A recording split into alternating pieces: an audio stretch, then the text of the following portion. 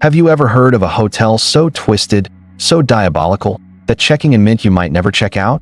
Not in a horror movie, but in real life, in 19th century Chicago.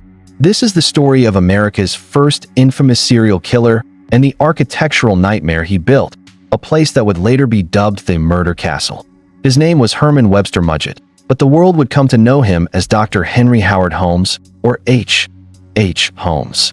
To understand the man, we have to look back at his childhood in Gilmanton, New Hampshire, born in 1861. By all accounts, he was an exceptionally bright child, but his early years were far from idyllic. His father was a strict and reportedly violent disciplinarian, and young Herman was often bullied at school for being timid. One particularly cruel prank involved his classmates forcing him to touch a human skeleton in a doctor's office. Instead of being terrified, Holmes later claimed this moment sparked a morbid fascination with death and human anatomy. This was perhaps the first sign of the darkness that lay within. As he grew older, this fascination turned into a profession.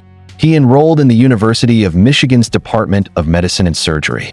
It was here that his criminal enterprises began to take shape. Holmes wasn't just studying medicine. He was studying how to profit from death. He began stealing cadavers from the university lab, disfiguring them, and then planting them to look like accident victims.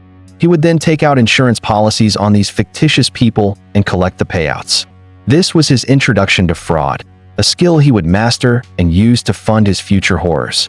He graduated in 1884, a fully qualified doctor, but his real calling was something far more sinister.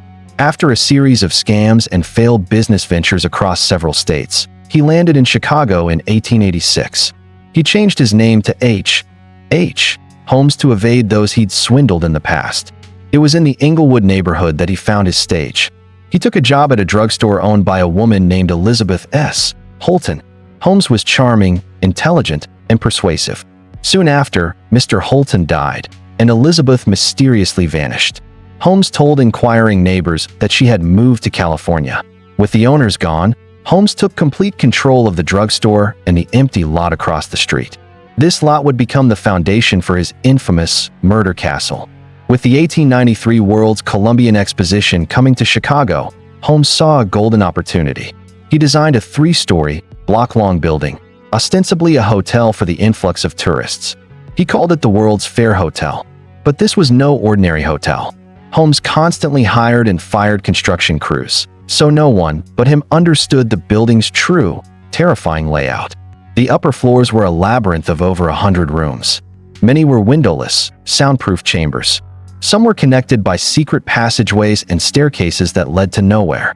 Others were fitted with gas pipes, allowing Holmes to asphyxiate his guests with the turn of a valve from his office.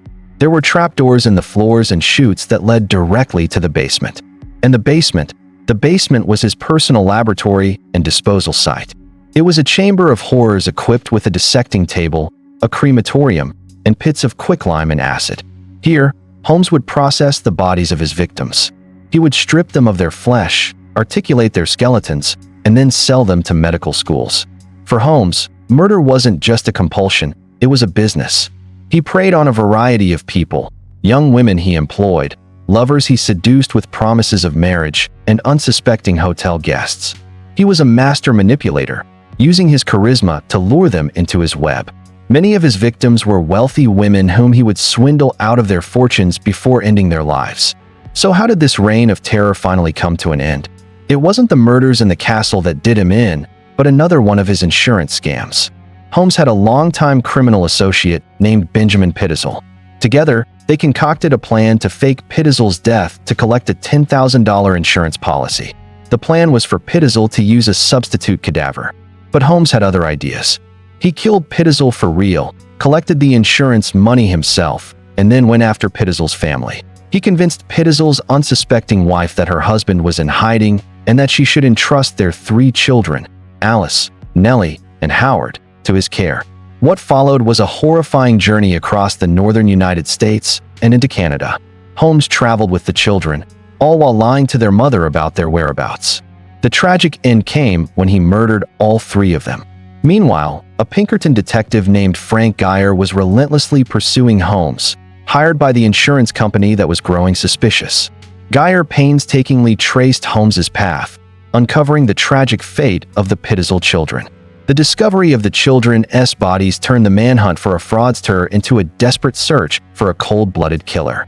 Holmes was finally apprehended in Boston in November 1894, not for murder, but for an outstanding warrant related to a horse theft in Texas. It was only after his arrest that the full scope of his crimes began to unravel. While Holmes was in custody in Philadelphia, investigators searched his infamous Chicago castle. What they found was beyond comprehension. The secret rooms, the gas chambers, the chutes, the acid vats, it was all there. The newspapers went wild, dubbing the building the Murder Castle. During his trial, Holmes was a picture of calm and arrogance. He confessed to 27 murders, though some of his confessions were filled with lies and embellishments, making it hard to separate fact from fiction. Some researchers believe the true number of his victims could be as high as 200, but we will likely never know for sure. He seemed to relish the attention, his story becoming a media sensation. On May 7, 1896, H. Holmes was executed by hanging at Moyamensing Prison in Philadelphia. Even in his final moments, he was peculiar. He requested that his coffin be filled with cement and buried in an unmarked, 10-foot-deep grave, fearing that his own body would be stolen and dissected, just as he had done to so many others. The story of H. Holmes leaves us with chilling questions.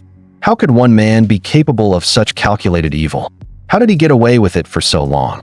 His tale is a dark chapter in American history, a reminder that monsters can wear the most charming of faces. The murder castle itself mysteriously burned to the ground in 1895, but the legend lives on, a haunting testament to the man who built a hotel for the sole purpose of murder. What do you think is the most terrifying aspect of H. Holmes' story? The castle itself, his charming deception, or the sheer scale of his crimes? Let me know your thoughts in the comments below.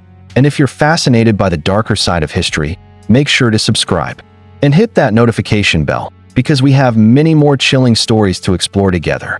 Thanks for watching.